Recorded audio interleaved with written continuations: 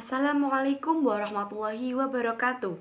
Perkenalkan, nama saya Ima Kusumaningrum, saya dari kelas 12 MIPA 6 nomor absen 21. Di sini saya akan menjelaskan atau mempresentasikan tentang bab 7 yang berjudul beriman kepada khodho dan khodar. Yang pertama yaitu pengertian dari khodho. Khodho secara bahasa berarti ketetapan, ketentuan, ukuran, takaran, atau sifat. Sedangkan secara istilah, khodho yaitu ketetapan Allah yang tercatat di Lauh al-Mahfudz sejak zaman azali. Sedangkan pengertian khodar secara bahasa berarti ketetapan yang telah terjadi atau keputusan yang diwujudkan.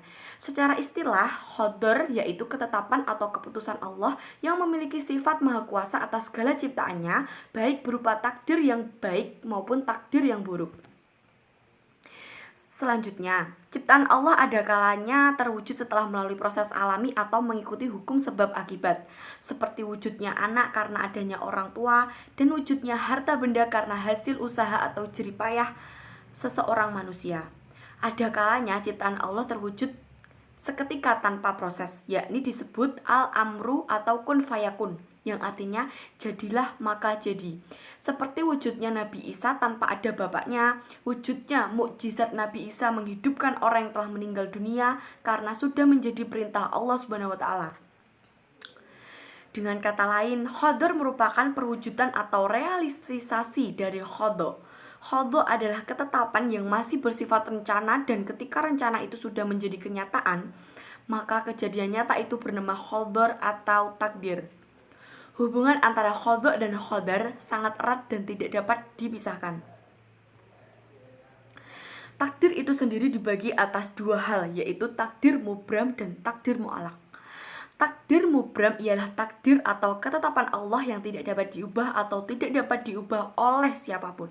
Sedangkan takdir mu'alaq yaitu takdir yang masih dapat diubah melalui usaha jerih payah umat manusia. Selanjutnya yaitu contoh takdir mubram, antara lain sebagai berikut. Setiap makhluk pasti akan mengalami mati atau seseorang pasti hanya punya satu ibu kandung. Yang kedua yaitu manusia pasti mempunyai akal, pikiran, dan juga perasaan. Yang ketiga, di alam semesta ini setiap benda bergerak menurut sunnatullah, yang artinya segala sesuatu berjalan menurut hukum kekuatan, ukuran, sebab, dan akibat yang telah digariskan oleh Allah Subhanahu wa taala. Contoh takdir mu'alaq yaitu perilaku dari Al-Hasan. Hasan yang dilahirkan dari keluarga yang sederhana, sedangkan ia ingin merubah kehidupannya dan mengangkat derajat orang tuanya, maka Hasan bekerja lebih keras dan juga belajar lebih keras. Kemudian Hasan mendapatkan jerih payahnya atau mendapatkan hasil yang sangat memuaskan. Dengan Hasan dapat mengangkat derajat kedua orang tuanya, dan juga Hasan dapat bekerja dengan sukses dan menghasilkan rezeki yang sangat melimpah untuk kedua orang tuanya. Yang kedua yaitu seseorang yang sedang sakit, pasti dia akan berusaha untuk berobat, baik obat secara herbal, tradisional, maupun secara dunia kedokteran. Kemudian Allah mengabulkannya dengan kesembuhan. Takdir-takdir tersebut sudah terdapat dalam perintah Allah sesuai dengan dalil nakli. Dalil nakli adalah dalil yang diambil dari Al-Quran dan hadis, yaitu surat At-Taubah ayat 51, surat Al-Qamar ayat 49, dan juga surat An-Nahl ayat 61. Sedangkan dalil akli adalah dalil yang diambil dari akal yang sehat.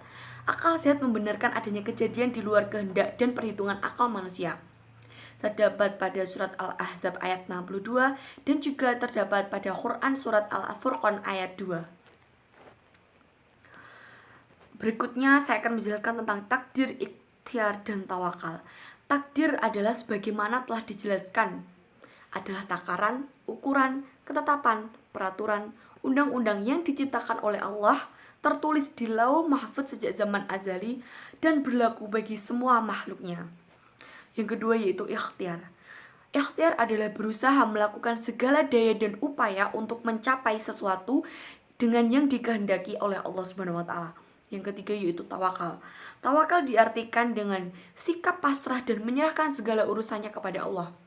Setelah kita mengetahui takdir, kita pasti akan berikhtiar, berusaha untuk merubah takdir tersebut Dan yang terakhir adalah bertawakal. Bertawakal adalah berpasrah, memohon ampunan doa, dan semua keputusan berada di tangan Allah Subhanahu wa taala. Yang terakhir yaitu saya akan menjelaskan fungsi iman kepada khodok dan khodar dalam kehidupan sehari-hari. Yang pertama yaitu mendorong kemajuan dan kemakmuran. Yang kedua yaitu menghindari sifat sombong. Yang ketiga melatih berhusnuzon atau berbaik sangka. Yang keempat melatih kesabaran. Dan yang terakhir terhindar dari sifat ragu dan juga penakut. Itu saja presentasi yang saya dapat sampaikan.